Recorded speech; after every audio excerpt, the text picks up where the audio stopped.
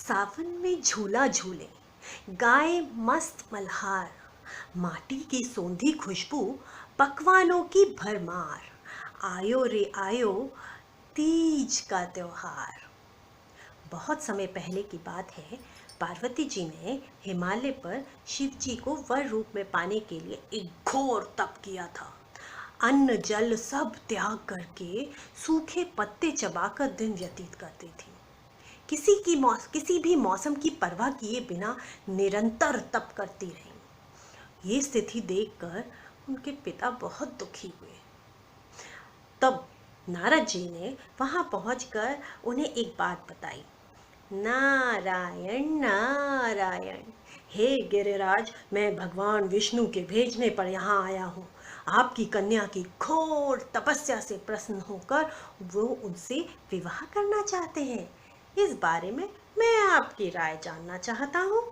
बताइए प्रभु, क्या इच्छा है आपकी? अब नारद जी की बात सुनकर पर्वतराज अति प्रसन्न हो गए और बोले, हे नारद जी, यदि स्वयं भगवान विष्णु मेरी कन्या से विवाह करना चाहते हैं तो इससे बड़ी बात हो ही नहीं सकती। मैं इस विवाह के लिए बिल्कुल तैयार हूँ। अब पिता की स्वीकृति पाकर नारद जी विष्णु के पास गए और ये शुभ समाचार सुना दिया। लेकिन जब पार्वती को इस विवाह के बारे में पता चला तो उन्हें बेहद दुख हुआ, क्योंकि वो तो कैलाशपति शिव को मन से अपना पति मान चुकी थी। व्याकुल होकर अपने मन की बात उन्होंने अपनी सहेली को बताई।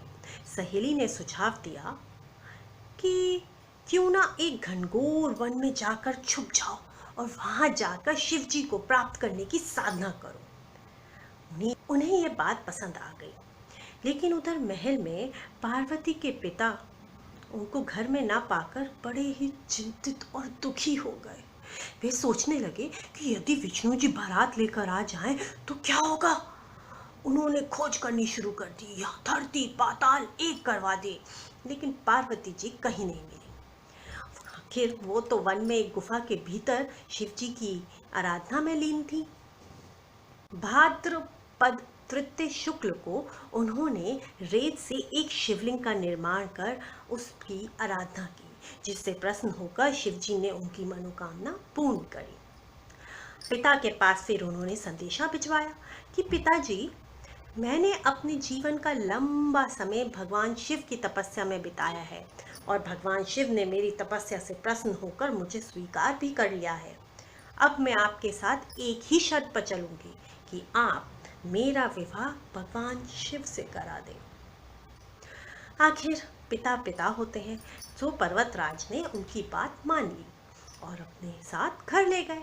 और कुछ समय बाद पूरे विधि विधान के साथ, गाजे बाजे धूमधाम के साथ शिव जी का विवाह पार्वती जी के साथ करवा दिया गया। तभी से ऐसी मान्यता है कि जो भी इस व्रत को पूर्ण निष्ठा से करता है उसे मन वांछित फल मिलता है, और तभी से इस तीज का त्योहार मनाया जाने लगा। आयो रे आयो तीज का त्योहार आयो, आयो रे आयो तीज का त्योहार आयो।